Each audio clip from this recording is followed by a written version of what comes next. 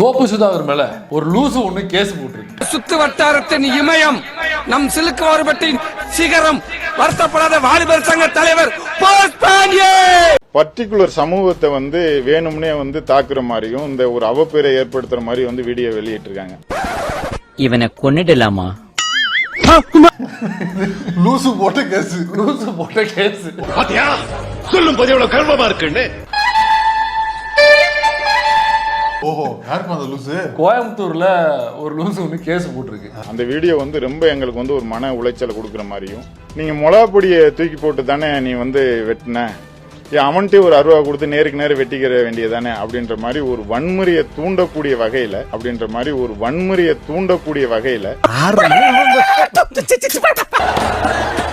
என்ன எடவியா இத ஒரு மற்ற நபர்கள் பார்க்கும்போது அப்ப இது வந்து வீரம் இல்ல, இந்த சேனல்ல உள்ள அந்த வீடியோ வந்து உடனே டெலீட் பண்ணணும். அவர் அட்வொகேட்னு சொல்றாப்ல, இந்த விஷயத்துக்கு கோபி சுதாகர் எதிராக ஒருத்தன் பேர் கேஸ் கொடுக்கறானாக்கா அப்ப ஒரு லூசா தான் இருக்க முடியும். கண்டிப்பா.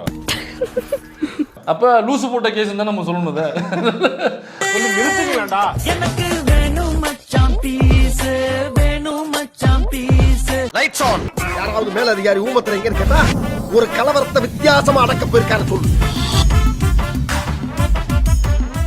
அந்த பரிதி இந்த மாதிரி வந்து சமூக பிரச்சனைகளை வந்து எதையும் ஆராயாம வன்முறையை தூண்டக்கூடிய வகையில செயல்படுற அந்த பரிதாபங்கள் சேனல் வந்து நிரந்தரமா தடை பண்ணணும்.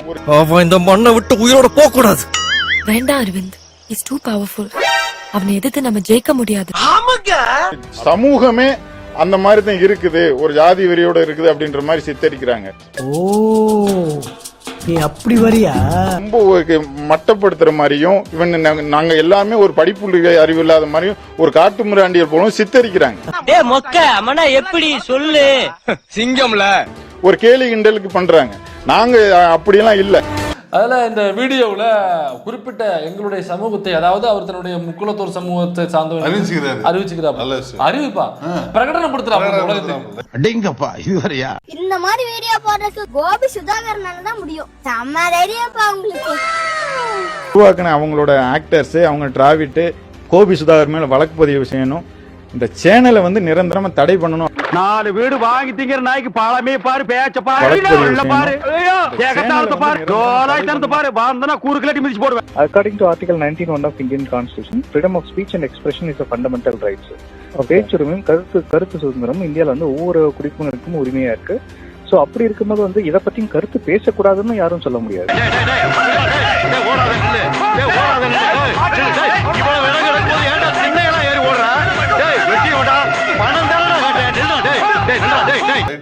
எங்களுடைய சமூகத்தை, குறிப்பிட்ட எங்களுடைய சமூகத்தை மட்டும் படிக்காத ஒரு தற்கொலை கூட்டம் என்று சொல்லுகிறார், இழிவுபடுத்தி விட்டார். ஆமா, அப்படின்னு போய் கேஸ கொடுத்திருக்காப்ல. ஒருத்தனுக்கு எந்திரிச்சு நிக்கவே ஒக்கில்லையா, அவனுக்கு 9 பொண்டாட்டி கேக்குதா. ஆனா ஒட்டுமொத்த வீடியோலையும் தேடி பார்த்தோம்னாக்கா கோபி சுதாகர் எந்த இடத்துலயுமே எந்த சமூகத்தையுமே அவர் குறிப்பிட்டு சொல்லல. அதனால மாப்பு இத்தோட அவங்க ரீல் ஸ்டாப். அப்புறம் கேஸ் கொடுத்த லூசா அவரு, அதுதான் நான் சொல்ல வரேன். கேஸ் கொடுத்தது லூசானு அதேதான் நான் சொல்ல வரேன். காலங்காத்தால ஒரு ரூசு போயிட்டு வந்து சிக்கிட்டமே, இவன் ரூட்லயே பேசி அனுப்பிச்சிட வேண்டியதான். சமுதாயத்தை பர்டிகுலரா பேர் சொல்லாம சொன்னா கூட எங்களுக்கு மனவேதனை அடைஞ்சிருக்காண்டியும், எங்க சமுதாயத்துக்கு உண்டான அடையாளங்கள் சொல்லி இந்த மாதிரி மனவேதனை அடையாம செஞ்சதுனால வந்து டெஃபர்மேஷன் வழக்கு தோணும். என்னைய வேடிக்கை பார்த்துட்டு இருக்கீங்க? நாக்க புடிங்கிற மாதிரி 4 வார்த்தை கேளுங்கயா. நாக்க வேண்டாலும் புடிங்கய்யா, ஆனா 4 வார்த்தை மட்டும் கேட்டாதீங்க. உங்க வாய் நாத்தை என்னால தாங்க முடியாது. டைரக்டா எந்த சமுதாயத்தையும் கொடுக்கல, சமுதாயத்துல நடக்கிற விஷயங்களை பத்தி தான் அந்த வந்து பேசுறாங்க. ஒரு குறிப்பிட்ட சமூகத்தை வந்து பேரையோ இல்ல வந்து வேற எதுவுமே அவங்க வந்து இண்டிகேட் பண்ண மாதிரி தெரியல. அந்த நாய்கிட்ட சொல்லி வை, மூஞ்சி தரையில வச்சு தரத்தரன்னு தேடி போடுவேன். இப்படிதான் டெல்லியில ஒரு சம்பவம் நடந்துச்சு. அது ஒருத்தன் மோடி முட்டாள்னு போட வச்சிருந்தாங்க பார்லிமெண்ட்டுக்கு முன்னாடி. போலீஸ் போய் கைது பண்ணதவன, ஏன் கைது பண்றீங்க, நீ என்ன பிரைம் மினிஸ்டர் முட்டாள்னு போட்டுருக்காங்க? நான் பிரைம் மினிஸ்டர் போட்டுருக்கேன், மோடி ஒரு முட்டாள்னு போட்டுருக்கேன். மோடினாக்க இவர் மட்டும் தான் மோடி, லலித் மோடி இருக்காரு, அந்த மோடி இந்த மோடி எவ்வளவு மோடி இருக்காங்க, அவங்க தான் நான் மோடி ஒரு முட்டாள்னு போட்டுருக்கேன் அப்படின்னு சொன்னேன். அந்த போலீஸ் சொன்னாப்ல, எந்த மோடி முட்டாள்னு எங்களுக்கு தெரியாதா, போடா ஏற வண்டியில. அப்ப நீ குத்துமதி பார்த்தா கேட்டியா? நானா தான் ஓடிட்டனா? இதுக்கு பேர் தான் போட்டு வாங்குறது. அப்படின்னா கிவ் அண்ட் டேக் பாலிசி. அந்த மாதிரி ஒட்டுமொத்தமாக அவர் வந்து இந்த மாதிரி ஆணவ படுகொலை செய்யறவங்க முட்டாள்னு பேசியிருக்காப்ல, தற்கொலை பேசியிருக்காப்ல, எங்களுக்கு தெரியாத அப்படின்னு இவரு போய் பண்ணிக்கிறப்ப அப்படின்னா இத்தனை ஒரு 1000 தடவை கேட்டிருப்பேன் உன்னோட பிளான் என்ன அப்பெல்லாம் பெரிய இவனாட்டம் கேட்காத சஸ்பென்ஸ் என்ன காய விட்டு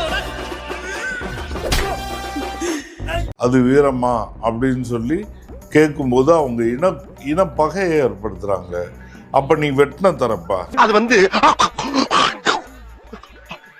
இந்த வக்கீலை பார் கவுன்சில்ல இருந்து நீக்கணும் அல்லது சஸ்பெண்டாவது பண்ணி முறையா அரசியல் சட்டம் படிச்சுட்டு வா, சட்ட முறைகளை முறையா படிச்சுட்டு வான்னு ஒரு லேர்னிங்கான ஒரு தண்டனை ஒண்ணு கொடுக்கணும். ஆஹா வலையை விரிக்கிறான், வம்பளுக்கிறானே, வாயை கொடுத்து வாயில உன்னோட ஊர் வச்சிருக்கிறாரா சாமி. இன்னும் கொஞ்சம் புரியாதவர்கள் அதற்கு எதிர்வினையாற்றுகிறார். அந்த வீடியோ கூட டில் செய்யப்படும் அப்படின்ற 2 நாளா இன்று வரை போய்கொண்டிருக்கிறது.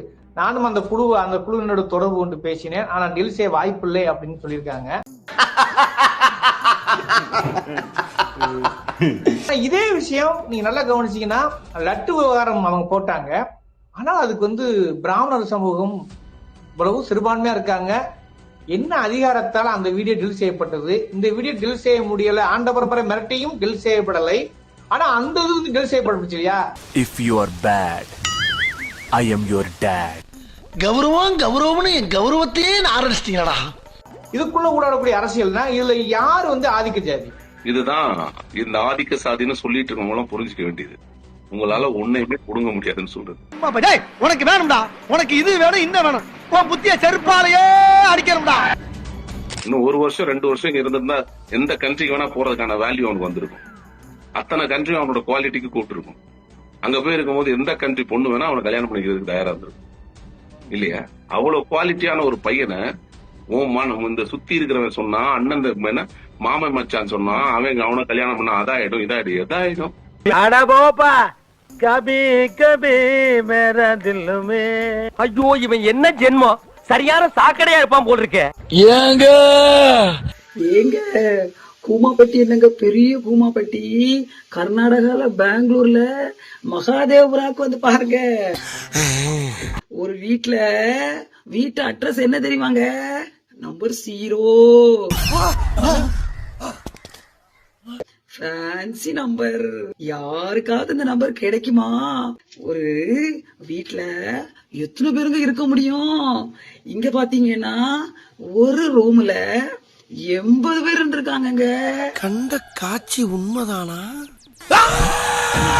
உண்மை ஆதாரத்தோட தேர்தல் ஆணையம் தந்திருக்குங்க. அதுவும் முக்கியமா நம்ம எல்லாம் வீட்ல இருந்து ஓட்டு போட தான் போவோம். அங்க ஒரு கிளப்ல இருந்து 68 ஓட்டு ஜெனரேட் பண்ணிருக்காங்க. ஐயோ மீண்டும் மீண்டுமா? கிளப்புக்கு பேரு 153 பைரி கிளப்ல 68 ஓட்டு போட்டிருக்காங்க. அதுவும் புதுசா ஓட்டு யார சேப்போம்? கூமாப்பட்டியில எல்லாம் 18 வயசு முடிஞ்சாதாங்க சேப்பாங்க. இங்க 75 வயசு பாட்டி சாகர் ராணிங்கிறவங்கள சேர்த்து ஐயோ இங்க படுத்துற நிமிஷம்னால தாங்க முடியலையே. அவங்க 2 வாக்குச்சாவடியில ஓடி ஓட்டு போட்டிருக்காங்க. அதாவது பரவாயில்லைங்க, கூமாப்பட்டியில ஒருத்தன் 1 ஓட்டு தாங்க போட முடியும். இங்க பாத்தீங்கன்னா ஒருத்தர் 4 வாக்குச்சாவடியில ஓடி ஓட்டு போட்டிருக்காரு. இத நான் நம்பணும். இன்னும் திமிரு இருக்கணும் உனக்கு. குப்புசாமி, மாடசாமி, அந்தோணி முத்து, பிச்சை, எச்ச, கிச்சடி எதையாவது ஒரு பேரை வச்சிருப்போம். ஆனா அவங்க பேரை பாத்தீங்கன்னா பயங்கர ஃபேன்சிங்க. HDFJ, EDGGGGG இப்படி என்னென்னலாமோ பேர் வச்சிருக்காங்க. வாயில கூட நுழையாதுங்க. ஏங்க கூமாப்பட்டியெல்லாம் வேஸ்ட்டுங்க. கர்நாடகா பெங்களூர்ல மகாதேவபுரா தான் இன்னைக்கு இந்தியாலே டாப்புங்க.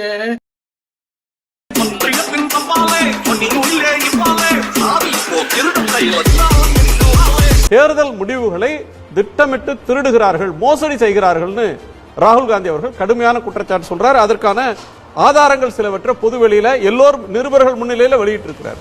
இதுக்கு பிஜேபியோட ரெஸ்பான்ஸ் என்ன சார்? இப்ப எக்கச்சக்கமா மாட்டலாம் பாரு. இந்திய பாரம்பரியத்துல ராமன் மனைவி சீதை சந்தேகத்திற்கு அப்பாற்பட்டவளாக இருக்க வேண்டும். அதனாலதான் அக்னி பரீட்சையே ராமாயணத்தில் நடந்தது. அந்த உலக்கைய கண்டுபிடிச்சது யாரு? அட பாவி, தெரியாதமா நான் உன்னைய கண்டுபிடிச்ச பாரு. என் புத்திய செருப்பாலேயே அடிக்கிறா, செருப்பாலேயே அடிக்கிறா. அதனால தேர்தல் ஆணையம் என்பது சீதையை போன்றது. எனவே அது சந்தேகத்துக்கு அப்பாற்பட்டவராக இருக்க வேண்டும் என்று எல்லோரும் எதிர்பார்க்கிறோம், விரும்புகிறோம். ஆனா சண்டால பேப்பல நீ ரொம்ப ஓவரா போறடா. புரட்சி கவிதாசன் சார் ஆரம்பிக்கும் என்ன சொன்னார்னா, தேர்தல் ஆணையம் வந்து நம்ம ராமர் சீதை அது மேல சந்தேகமே படக்கூடாது அப்படின்னு சொன்னார். எந்த அளவுக்கு சொல்லிட்டாருன்னா, ஒரு கடவுள் நம்பிக்கை அளவுக்கு ஒப்பிட்டு சொல்லிட்டார். ஆனா 2002 நீங்க சுட்டி காட்டின அதே ஜேம்ஸ் லிங்கடாவை வந்து என மக்கள் சொல்றாங்க, ஜேம்ஸ் லிங்கடா வந்து இட்டாலிக்காரரான்னு ஜேர்னலிஸ்ட்ல என்ன கேட்கறாங்க. எனக்கு தெரியாது, அவருடைய ஜனம் பத்திரி என்கிட்ட இல்லை, அவருடைய பர்த் சர்டிபிகேட் என்கிட்ட இல்லை. மேபி ராஜீவ் காந்தி கிட்ட கேட்கணும் லிங்கடாவுடைய பர்த் சர்டிபிகேட்டை. அவர் இட்டாலியில் சோனியா காந்தி ஏதாவது சர்ச்சில் மீட் பண்ணியிருப்பாரான்னு நான் கேட்கணும் என்று தேர்தல் ஆணையத்தின் மீது மட்டுமல்ல, ஒரு தலைமை தேர்தல் ஆணையரை வந்து பர்சனலா வன்மமா தாக்கிய வரலாறு வந்து நரேந்திர மோடி அவர்களுக்கு உண்டு. அப்ப தெரியலையா சீதை மேல வந்து ஒவ்வொரு தேர்தலும் எனக்கு அப்போ நினைவு இருக்கு, ஒவ்வொரு தேர்தல் மேடைகள்லயும் ஜேஎம் லிங்டோவை ஜேம்ஸ் மைக்கேல் லிங்டோ அப்படின்னு விமர்சித்தார். அப்ப தெரியல அவங்க சீதை மாதிரி வந்து அதோடைய கற்பை தப்பா பேசக்கூடாது அப்படின்னு. அவர் சரியா தானே பண்ணிருக்காரு, அதுல என்ன அவரை எச்சரிக்கிறது? இதுக்கு நம்ம கொஞ்சம் உஷாராவே இருப்போம். எதன் பொருட்டும் கொலையை ஏற்க முடியாது. இது ஆணவ கொலை, சாதி ஆணவ கொலை, சாதி ஆணவ கொலைம்பா, நான் அது குடிப்பெருமை கொலைம்பேன். இந்த சவுண்ட் விடுற வேலை எல்லாம் இங்கே வச்சுக்காத, இது ஏன் இடம். ரொம்ப பேசின விஷ ஊசி போட்டு கோடு. சாதிக்க துடிச்ச ஒரு இளைஞனை சாதி கொன்றுச்சு, சமூகம் பார்த்து நின்றுச்சு, வேடிக்கை பார்த்து நின்றுச்சு. எங்க என்ன பண்றோம்? சாதி ஆணவ கொலைம்பா, நான் அது குடிப்பெருமை கொலைம்பேன். என்ன நீ நான் சொன்னாலும் அதோ போயிட்டான், இவன் பாவம் பலூன் விக்கிற மாதிரி இருக்கான், இவனை போட்டு அடிச்சுன்ற பாருங்க. இப்ப இந்த அவர் சரியா தானே சொல்லிருக்காரு, அவரை எச்சரிக்கிறது ஒரு சாதி ஆணவம் தானே, சாதிய திமிர் தானே. அது இந்த அரசு என்ன நடவடிக்கை எடுக்குது? சாதி ஆணவ கொலைம்பா, நான் அது குடிப்பெருமை கொலைம்பேன். ஏன்டா பச்சை போய் பேசுற, ஓப்பனா பேசுற?